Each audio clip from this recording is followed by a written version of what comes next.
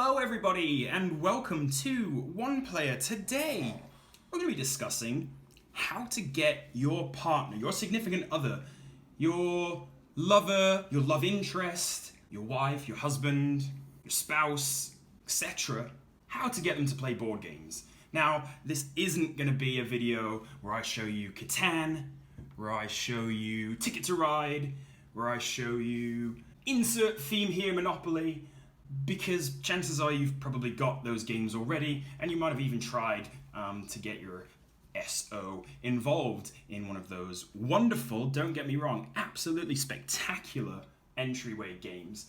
But I thought, you know what, I've got a few games that have worked and let me just share them with you. So without further ado, I'm going to show you 3 games. Number 1, give it a go. Plague Inc., the board game. The reason why I say this is lots and lots, and I mean a lot of people know this brand. They know it from the iOS app. It's a fantastic mobile game, and they made it into a board game. Now, I backed this on Kickstarter forever ago, maybe a couple of years now, 3 years, 2 years, I don't know. But the premise is really very similar to the app. You've got this massive board, which covers the entire world. You've got little pathogens that you have to spread around various countries. These countries all have different conditions, so if you want to infect Sweden, you better be resistant to the cold. If you want to infect Libya, you can do so with only just 2 cubes rather than, say, Argentina, which has maybe a better response system, or Germany, which takes 5 cubes to infect. You get this little blood-splattered dice, and then all these cool traits with which to upgrade your disease. So you can give somebody gastric ulceration, or heat resistance, or give your virus the ability to create tumors. It's all very morbid, but I say this because my wife is a scientist, so she loves this game on iOS, but this adaptation of the into a board game was a big hit. I mean, these little pieces, they're so cool. Look, little like DNA strands. It's neat. And I'm not going to go too far into the rules, but essentially it does. It really plays a lot like the iOS app, except you're fighting against other viruses to try and infect more people. It's great. Also, I just realized, because I hadn't looked at this game for a little while, I just realized it's got a single player mode too. So, I mean, heads up, you might be seeing this on the channel pretty soon. 1 to 4 players, 14 plus, about 60 minutes. But it's, I'll say, honestly, I think it's probably a bit less than that. Maybe your first game will be an hour. But for those, you know, if you're trying to get folks introduced to a board game, you know, for the first time, might not be the best to lead with an hour game, right? It might be the best to lead with an hour-long game. So, second on the list today, Epic Spell World.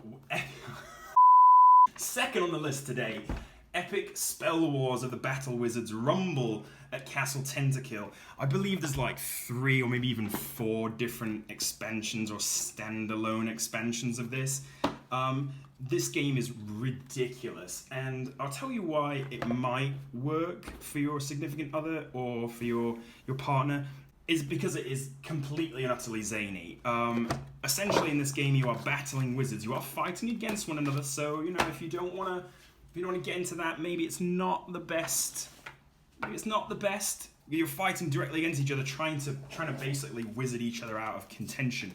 But you pick one of these ridiculous character wizards. You've got the Rock God, Granny Fluffabutter, Angelica Angel. Obviously, our family always fights over the Skullzor because why wouldn't you want to be him? As you can see, the artwork on this game is absolutely ridiculous. You get to essentially build spells, and the way that you do that is by casting a wizard. I'm going to do it down here. Casting a wizard, adding a middle card, like a spell card to that, and then an effect at the very end, and as you see, each spell lines up from the wizard casting it all the way through to the end result, the end kind of creature that you managed to summon. And honestly, it's ridiculous. Everything kind of fits together, right? So like you can cast multiple different spells. If you cast them together with the same color, you get bonuses. So like this spell would be mad powerful because you've got the Flaming Prince's Burns a King Dragon. And it'll get you more and more damage the better the spell is.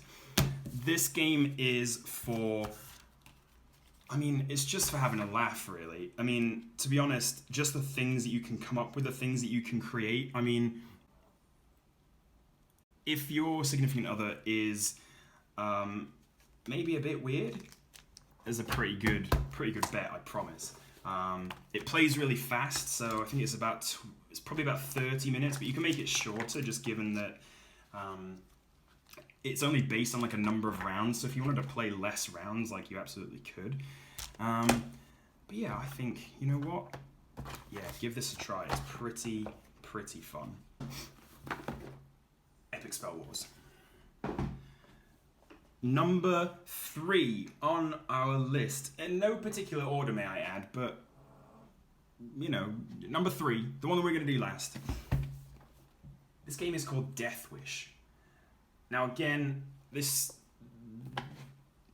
my wife is a bit of a biology nut, so she's really into you know, death and disease and all that kind of stuff. This is shall we say, a humorous take on that, whereby you try to die by contracting the most terrible disease you possibly can. So, for example, if you get bitten by a spider monkey, I guess you're doing that at the zoo somewhere, you can contract polygonorrhea or polio and other such puns. They'll give you certain symptoms like being a sore loser or having rainbow farts. And this game is honestly so immature, but yet so simple and kind of wonderful that I think it can work. I think it plays really well with 2, plays up to 8 people, which is fantastic, and it's really quite short, only about half an hour. Yeah, really fun, really silly, really goofy, and just, you know, all around kind of, I don't know, just a fun game. It's not the most complicated game you're ever going to see, obviously. It's not the best mechanisms or the most complex kind of turns, but that's kind of what we're looking for, isn't it? To get our significant others involved in gaming, you just need the premise to be good, and I think Death Wish, it gets a thumbs up from me. If you describe to somebody a board game where the aim is to die, that's kind of a funny, immediately that's got your attention, or at least I think it will.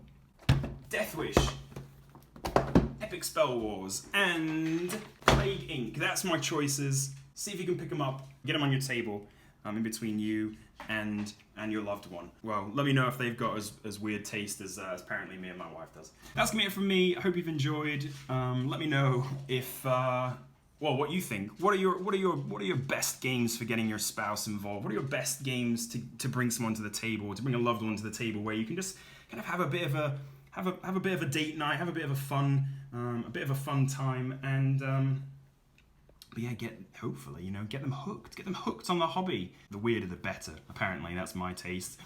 Let me know what you think, leave me a comment down below, and don't forget, if you have enjoyed this video, drop a like, and don't forget to subscribe, because hopefully we'll do some more lists like this, only quick. Let's try and get some more folks to the table. Solo board gaming is amazing, I mean, that's what I'm all about, but if you can rope someone else into it, then why not? That is going to be it from me, enough rambling. Thank you so much for watching, and I will see you later.